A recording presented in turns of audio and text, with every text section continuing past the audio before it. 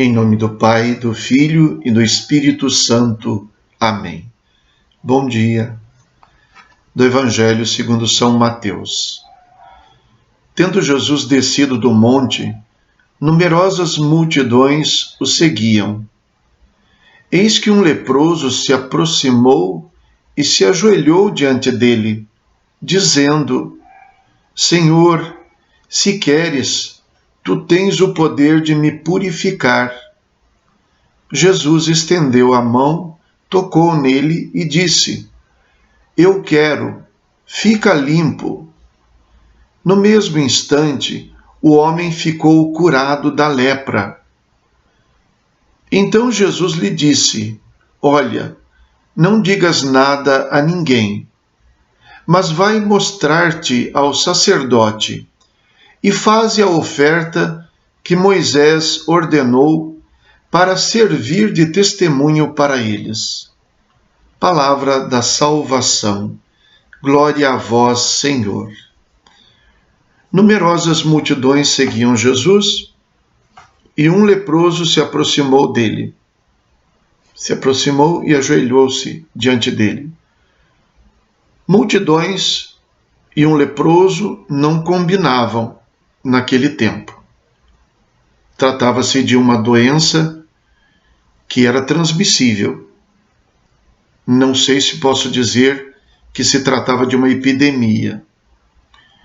Em todo caso, era uma doença contagiosa. E esse contágio fazia com que o único remédio que eles pudessem usar na época era isolamento social. Quem tinha a doença tinha que ser afastado para não transmitir a doença para os outros. É natural que esse isolamento fosse apenas do indivíduo doente, porque era fácil perceber quem estava doente. Era uma doença aparente, causava sinais na pele e a pessoa, com o tempo, acabava se deformando com os ferimentos que ela mesma se causava por falta de sensibilidade na pele. Então era fácil perceber que se tratava de um doente. Afastavam, portanto, este doente. Quando se trata de uma epidemia de vírus, as coisas são diferentes porque não é possível reconhecer quem está doente e quem não está, a não ser que se faça um teste de laboratório. E por isso que se faz, pelo menos para conter uma expansão incontrolável do vírus, um tipo de isolamento que acaba sendo um isolamento que afeta a todos.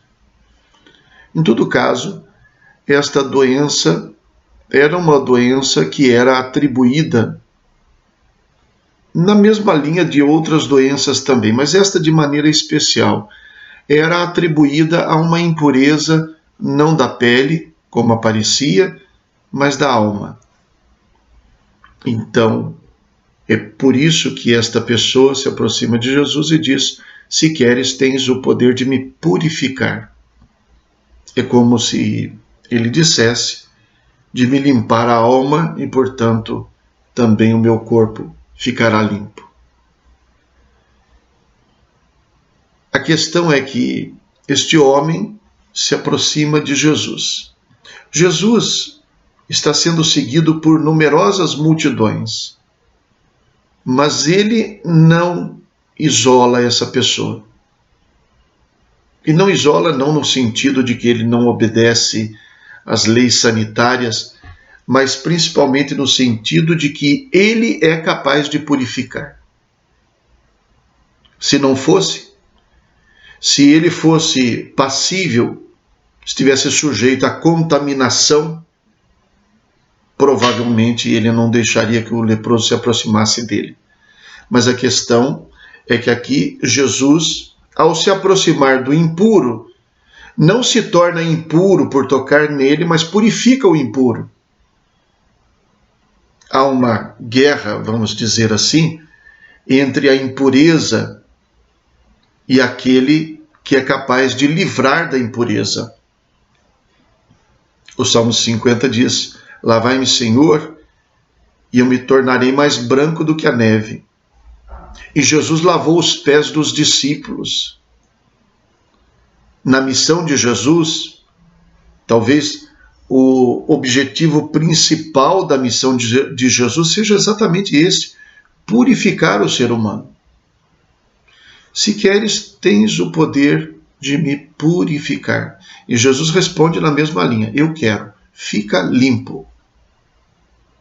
E aí ele ficou curado da doença.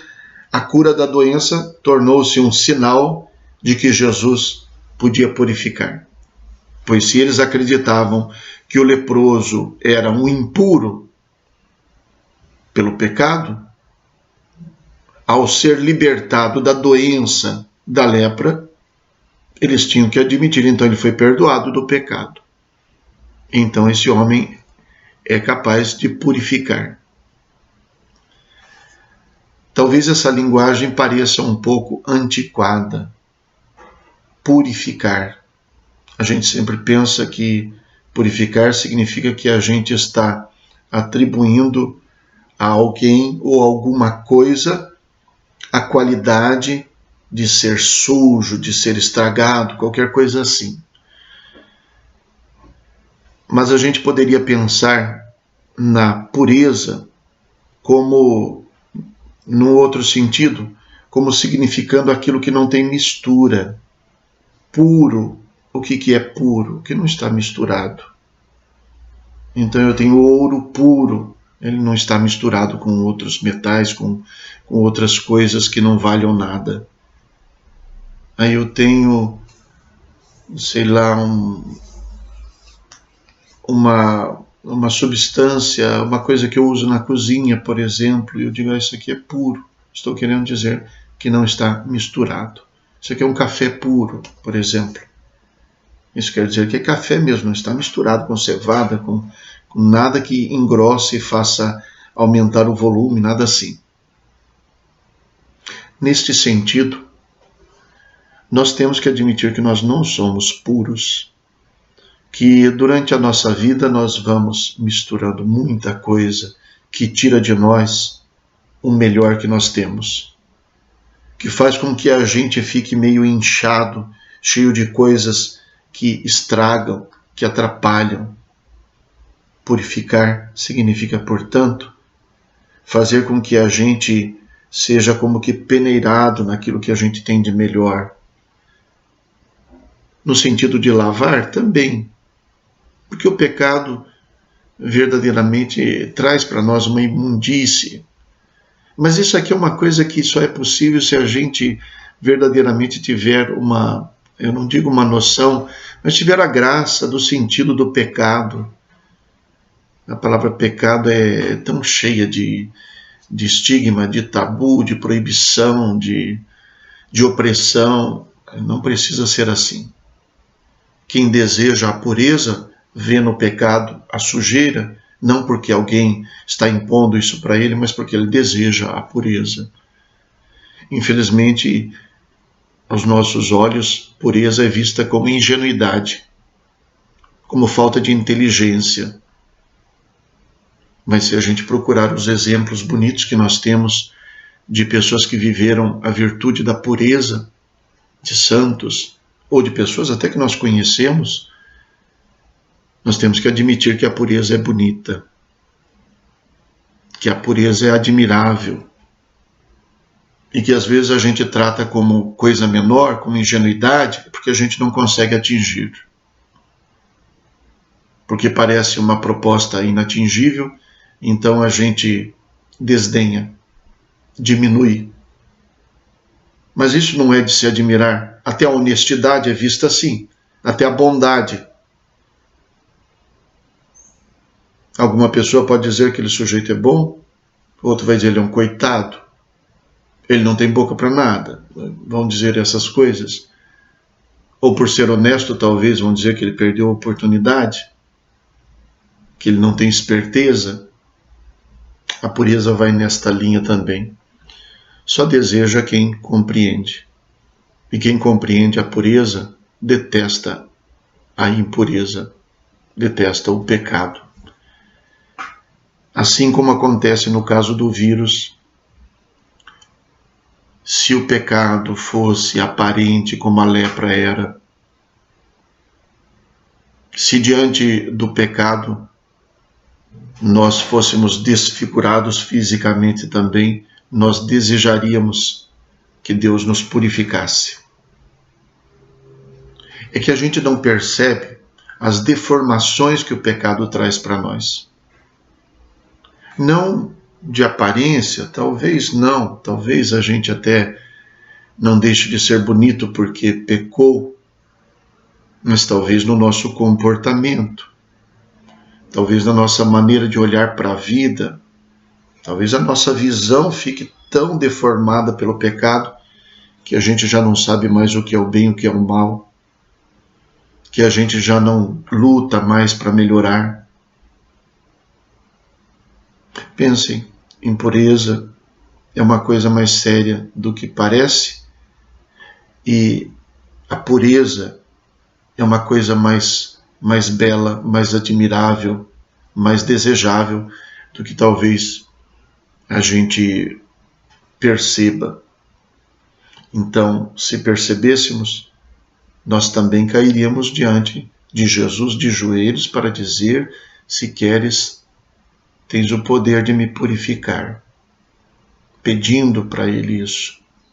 Ainda que as multidões só desejem afastar o impuro, não desejem purificar o impuro. Mas com Jesus o tratamento é pessoal, individual. E no final Jesus diz: não digas nada a ninguém. Quer dizer, não saia fazendo alarde. É claro que é impossível alguém ver alguém que foi curado da lepra e não perceber que ele foi curado. Mas às vezes não fique se mostrando por aí, não fique tocando trombeta, não fique fazendo alarde, mas vai mostrar-te ao sacerdote. Mostrar-te ao sacerdote é, a parte, tudo que puder significar na lei antiga, eu entendo e prefiro entender. Mostra-te ao sacerdote quer dizer louva a Deus, dá glória a Deus por isso. Jesus aqui sabe que Ele é Deus agindo, Ele é o próprio Deus. Mas o sacerdote precisa atestar isso. Precisa atestar que Deus, se é que ele realmente é um pecador, Deus o perdoou, porque ele foi purificado da lepra e, portanto, do pecado também, segundo a mentalidade da época. E também Jesus diz assim: e faze a oferta para servir de testemunho. Na consciência do que Deus realizou, de nos perdoar, de nos purificar, de nos tornar puros, temos que louvar a Deus, temos que fazer a oferta que sirva de testemunho. Já tomamos consciência de que somos purificados, já nos ajoelhamos para pedir que Jesus nos purificasse. Se tivemos essa consciência, essa graça, já fomos capazes de dar glória a Deus, de fazer a oferta, de testemunhar. Rezemos.